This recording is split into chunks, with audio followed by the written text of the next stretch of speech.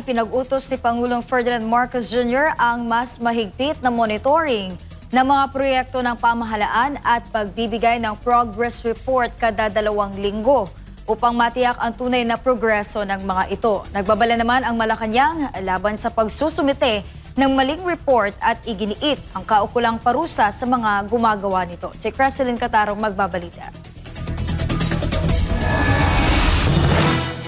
Pinangunahan ni Pangulong Ferdinand Marcos Jr. ang ilang pulong sa palasyo araw ng Biyernes, kasabay ang isang pagpupulong kasama ang economic team.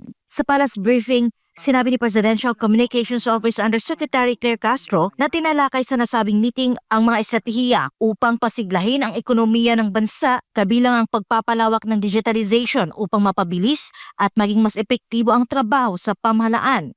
Iniatas ng Pangulo ang mas mabilis na pagpapatupad ng mga infrastructure projects, lalo na ang konstruksyon ng mga silid-aralan sa mga pampublikong paaralan. Kasabay nito, mahigpit niyang iniutos ang biweekly monitoring sa mga ahensya at kanilang mga proyekto upang masubaybayan ang tunay na progreso ng mga ito. Inobliga ng Pangulo ang mga ahensya na magsumite ng progress report tuwing 2 linggo upang matiyak ang transparency at pananagutan sa pagpapatupad ng mga prioridad na programa. Binigyang diin din ng Pangulo ang isang babala ukol dito.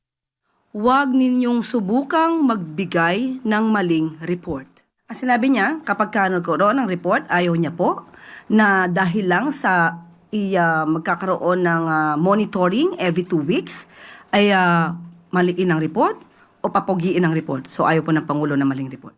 Inilahad din ng Palace Press Officer na gagawin pa lamang ang mekanismo upang masiguro ang katumpakan ng mga ulat ng mga ahensya. Gagawin pa lang po yan kasi napag-usapan lamang po kanina yan at yan po ang nais ng Pangulo moving forward at kailangan hindi lang basta move forward kung hindi dapat na mas maging maayos ang pag-report ng bawat ahensya na may mga proyekto. Yan ang gusto po ng Pangulo.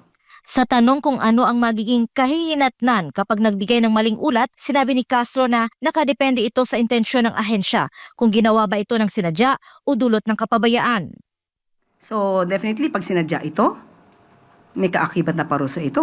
Maaari sila matanggal sa kanilang pwesto. Kung negligent naman, ganun din po ang mangyayari. Dahil bilang isang public servant, walang puwang na tayo ay maging negligent. Hanggat maaari, pagbutihin ang trabaho para sa bayan. Matatanda ang kinumpirma ni Public Works and Highway Secretary Vince Dizon na maraming maling flood control project coordinates ang naitala sa sumbong sa Pangulo website na ayon sa kanya ay nagmula sa datos na ipinasa ng dating pamunuan ng ahensya noong Agosto. Gayunman nilinaw ni Dizon na hindi pa niya matitiyak kung sinadya o hindi ang pagsusumite ng maling impormasyon ng dating DPWH Secretary Manuel Bonoan na pinalitan niya noong Setyembre matapos lumutang ang isyu ng katiwalian sa mga proyekto ng departamento. Nauna na ring sinabi ni Senator Panfilo Lacson na may natanggap siyang impormasyon na posibleng sinadya ni Bonoan na iligaw ang Malacanang sa pamamagitan ng maling coordinates bilang bahagi ng pagtatakip sa multi-billion peso na iskandalo sa flood control projects. Samantala nagpapatuloy ang investigasyon sa mga maanumalyang flood control projects kasabay ng panawagan ng publiko na panagutin at kasuhan ang mga opisyal at pribadong individual na sangkot sa malawakang korupsyon. Para sa Diyos at sa Pilipinas kong mahal, ito si Creselyn Catarong, SMNI News.